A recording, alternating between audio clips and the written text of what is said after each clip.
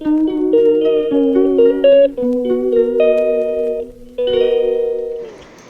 বন্ধুরা, কেমন আছো তোমরা সবাই? আশা করি সবাই খুব ভালো আছো। আমিও খুব ভালো আছি। মৌসুমি লাইফস্টাইলে তোমাদেরকে ওয়েলকাম। আমি বাবার বাড়ি এসেছি। বাবার বাড়িতে এসে স্নান দান হয়ে গেছে। ভাবলাম একটু পুজো করে নিই। পুজো করতে আমার খুব ভালো লাগে। আমাদের বাড়িতে অনেক ফুলের গাছ, কিন্তু দুঃখের বিষয় বেশি ফুল ফোটেনি।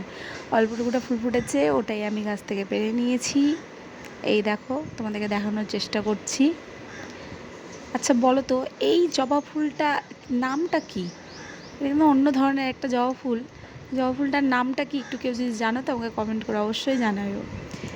আমি পুজো করতে ঢুকে যাচ্ছি ঠাকুর ঘরে। ঠাকুর ঘর মোছা টোছা বাসন ধোয়া সব হয়ে গেছে। ঘরটা মুছে নিয়েছি। এবার ঠাকুরের চরণে আমি ফুলগুলো দিয়ে দিব। ফোনটা একটা জায়গায় রেখে দিলাম, যাতে অসুবিধা না হয়। ওভাবে এক জায়গায় সেট করে দিলাম। সেট করে দিয়ে ফুলগুলো মায়ের চরণে। আমাদের বাড়িতে কিন্তু অনেক ঠাকুর রয়েছে। মা লক্ষ্মী, মা সরস্বতী, মা মনসা, মা কালী, মা জওরা, প্রত্যেকটা কিন্তু অনেক অনেক ধরনের ঠাকুর রয়েছে। তোমরা কোন ঠাকুরের ফ্যান অবশ্যই কিন্তু আমাকে কমেন্টে জানাবে। ফুলগুলো মায়েদের চরণে দিয়ে দিচ্ছি। মা ডাকলো তাই আমি শুনতে গেলাম মা কি বলছে।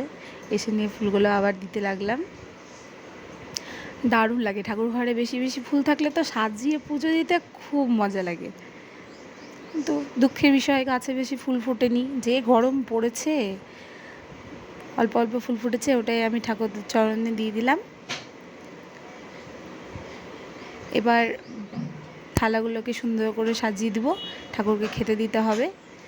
তো নেক্সট ব্লগে দেখা হবে তোমাদের সাথে। এখন আমি ঠাকুরকে ভালো করে মন দিয়ে খেতে দিয়ে দিই। নেক্সট ব্লগে দেখা হবে। বাই।